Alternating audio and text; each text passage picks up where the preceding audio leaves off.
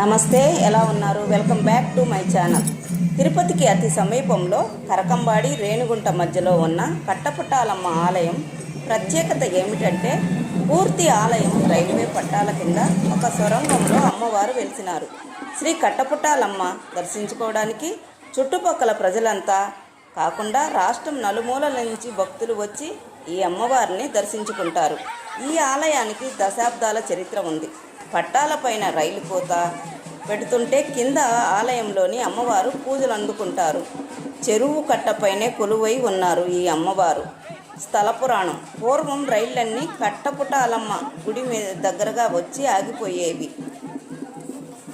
ఎటువంటి సాంకేతిక లోపాలు లేకపోయినా రైళ్లు ఎందుకు ఆగిపోతున్నాయో రైల్వే అధికారులకు అర్థమయ్యేది కాదు. ఇక్కడ ఉన్న పూజారులు సంప్రదించగా ఇది అమ్మవారి మహిమ అన్నారు. మీకు కనుక ఈ వీడియో నచ్చినట్లయితే లైక్